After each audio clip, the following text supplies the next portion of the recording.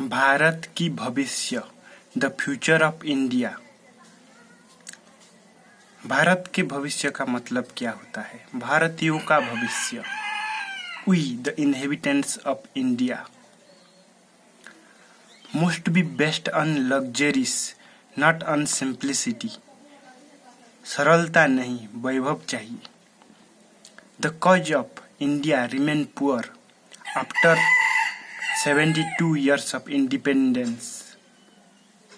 What is the main cause of India to be remain poor after all these developments, both technologically and economically? One must wonder how so many people are here, still we are poor.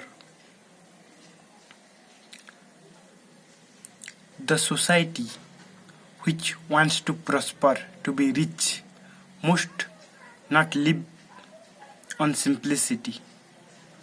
If your mind is simple and you only want to live on basic necessity of life like food, clothing and shelter, and you don't want anything more, then you will not prosper, you will not be rich.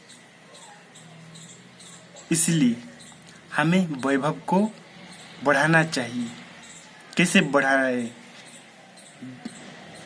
पेड़ पौधे या परिवेश को नष्ट करके नहीं, जो बंजर जमीन है उसमें हरियाली लाके, प्रकृति के साथ एक होके, प्रकृति को नष्ट करके नहीं।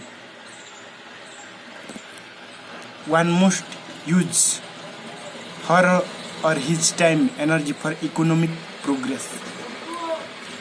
हम सबको कुछ कंट्रीब्यूट करना चाहिए हमारा देश का उन्नति के लिए, लेकिन हम सब एंटरटेनमेंट, प्लेजर, इंडल्जेंस में लगे हुए हैं। अपना घर परिवार ही हमारे लिए सब कुछ है, अपने स्त्री बाल बच्चे या स्वामी बाल बच्चे ही सब कुछ।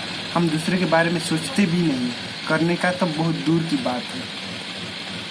One must use one's time and energy creatively as well as productively. हम सभी को हमारा समय और शक्ति एवं ध्यान कुछ सृजनात्मक के कार्य में लगाना चाहिए, और जिसका द्वारा कुछ मिले, हमें प्रोडक्ट मिले और वो भी इफेक्टिव हो, लोगों के जीवन में दिखाई पड़े। ना कि जिस मूड राजनेता दावा करते हैं कि सबका साथ सबका विकास। कभी हुआ है ऐसा इतिहास में? या अभी हो रहा है, ना ही आगे होगा। भौतिक जगत में एक का विकास होगा तो एक का दुर्गति होगा ही। सब लोग एक साथ धनी नहीं बन सकते। एक आदमी धनी बनेगा तो 1000 लोग गरीब बनेगी, क्योंकि धन सीमित राशि में है। लेकिन बाहर की दुनिया ही तो सब कुछ नहीं है, एक भीतर का दुनिया होता है मनुष्य के लिए, जो अपने मन का दुनिया होता है, अपने हृदय का दुनिया होता है, अपने चेतना का दुनिया होता है, अपना शरीर का दुनिया होता है। वहीं पे कुछ भी लिमिटेड नहीं है, सब अनलिमिटेड है। तुम जो चाहो वो करो। If we use machine for physical labour, humans will be free and get leisure time for self inquiry. हम अगर ज़्यादा से ज़्यादा मशीन यूज करेंगे तो हमें व्यर्थ के कार्य करना नहीं पड़ेगा। जैसे कल कारखाना है, फैक्ट्रीज है,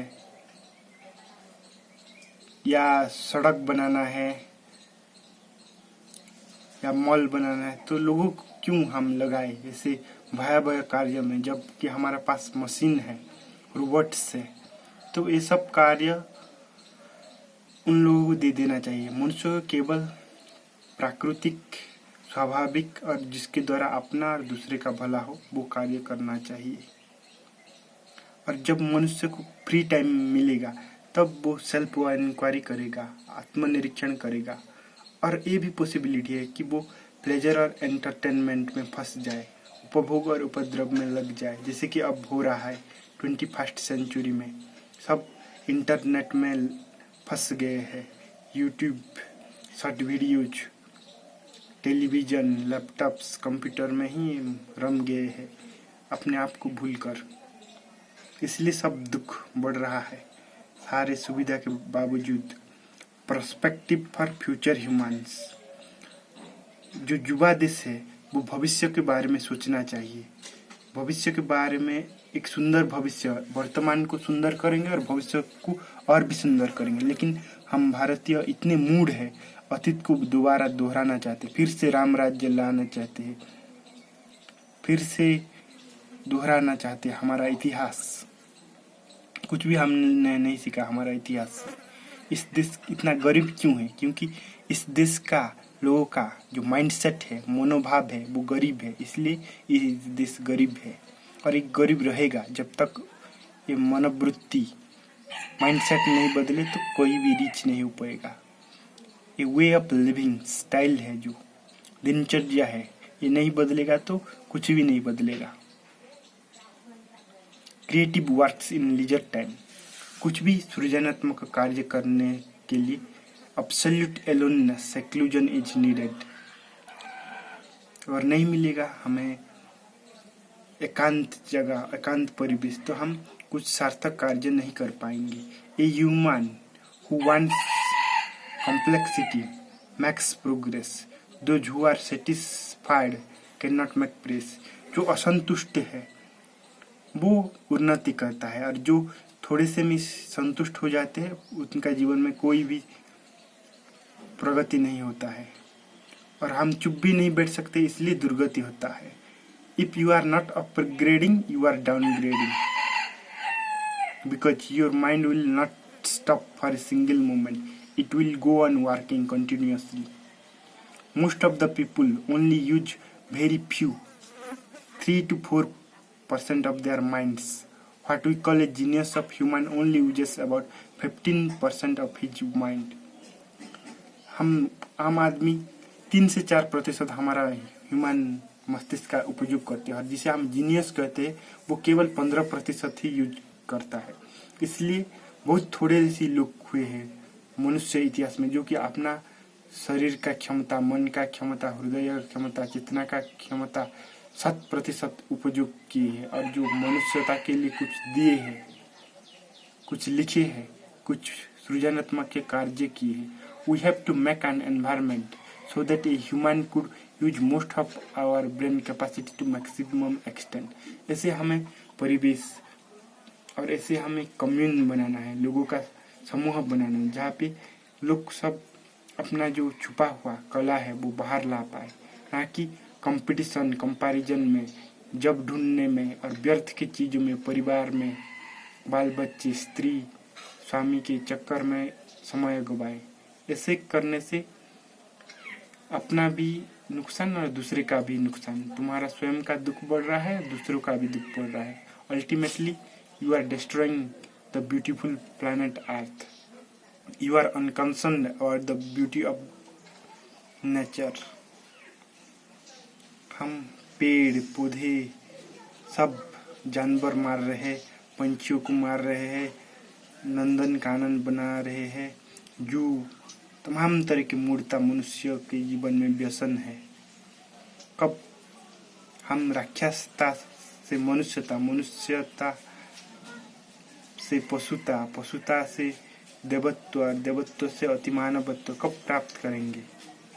ऐसे ही अगर चलता रहेगा तो कभी विकास नहीं होगा, प्रगति नहीं होगा। इसलिए सबको हमें इंडिविजुअली अगर हम सशक्त बने, खुश हो, आनंदित हो, प्रफुल्लित हो, प्रसन्न हो, तो सारा विश्व भी आनंदित होगा, प्रफुल्लित होगा।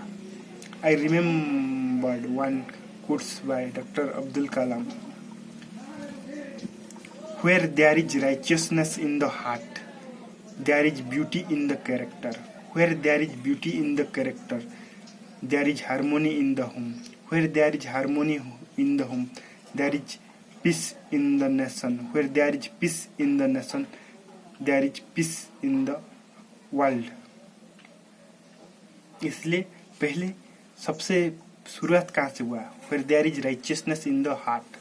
तो सबको हृदय से अच्छा बनना चाहिए।